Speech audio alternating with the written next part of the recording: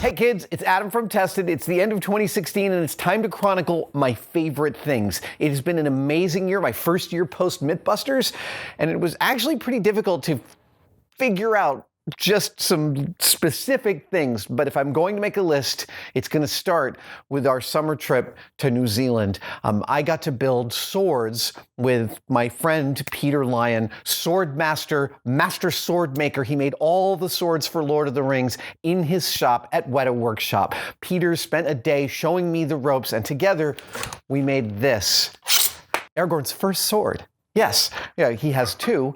This is his Ranger sword. It is made out of a special aluminum that Peter introduced me to using techniques, hollow grind on the handmade belt grinder or linisher that Peter built.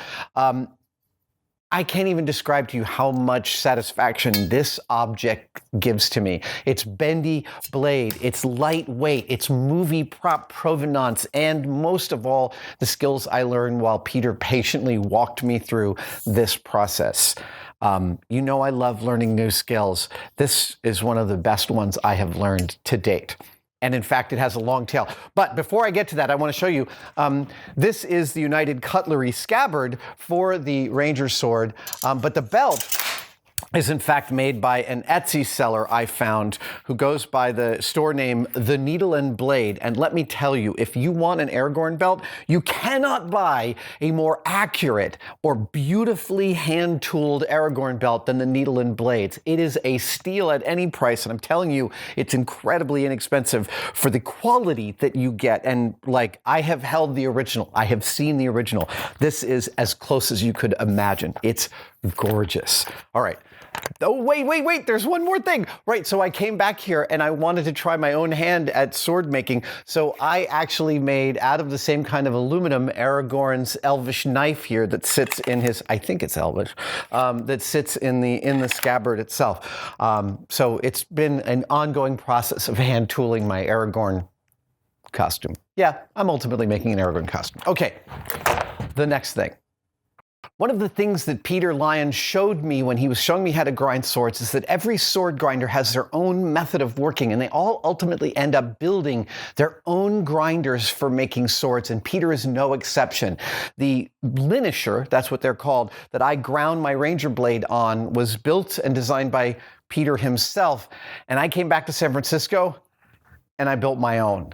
I wanted exactly the same tool that I had used at Weta, and I built it. It turns out, actually, building your own linisher is something that there's a whole industry that supports. You can buy a motor controller and motor combo. You can buy attachments for adjusting the height of your addressing to the belt grinder, and you can buy multiple-sized wheels. And this is what I've done. I've got the 72-inch, 2x72-inch belts. I'm using a 3M grinder belt on this right now. And multiple sizes of wheels, everything down to a 1/2 inch, 3/4, 1 inch, 2 inch, 3 inch, and 4 inch, the actual hollow grind of the Ranger sword, all available to me. Behold, the savage version of the Lion linisher. Can I tell you what a pain in the ass it is to get all these things aligned to each other? It is non-trivial mechanical engineering. But I have already ground a couple of things on this, and you'll be seeing those on Tested in 2017. It's the first big tool I've ever built for myself. Keeping with a medieval theme, you know I love armor, and I have recently acquired a very special suit of armor. It's special because of the film it's from. It's really special because of who made it. This is some Mordred henchman armor from Excalibur. One of the most important films in my makeup. It helped inspire Peter Jackson and Richard Taylor to make The Lord of the Rings. It was one of the films that they grew up with, just like I did. And the armor maker for that film is Terry English, Master Armorer Terry English.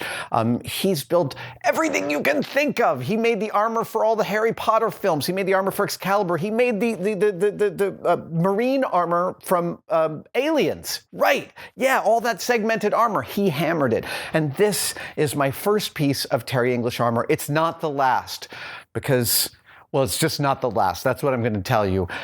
This thing is gorgeous. It's made out of lightweight aluminum, like a lot of film armor. It has tremendous range of motion, but it also has these great lines to it, this great character. It feels really designed. So even if this thing was sketched out and hammered in a few days, you can feel that the maker has imbued it with a real legacy. And honestly, to have this in my collection feels like the culmination of a lifetime of prop collecting. The gambeson, the padded garment underneath, is actually a lightweight gambeson I commissioned on Etsy last year for a different suit of armor, but boy, does it fit this one beautifully. You can see that he's missing a skirt. I may try to rectify that myself, but I don't think so. I think I'm just going to keep it extant as it is. A masterful, beautiful piece of Terry English armor. All right. Those are the things that I've collected. And I live a life of collecting and making and trading and giving away things. And I love my things. They give me tremendous amounts of support. They allow me to tell lots of different kinds of stories, and I love that. But if I'm going to chronicle a thing that I am most grateful for at the end of 2016, it's my family, and specifically my kids. Thing 1 and Thing 2 are just shy of 18 years old. They are almost adults, officially, and I couldn't be prouder of them as two young men. They are graceful, grateful, sweet, woke, loving, kind, empathetic young gentlemen, and I am proud of them every single moment of the day. So those guys are at the very top of the list of my favorite things 2016.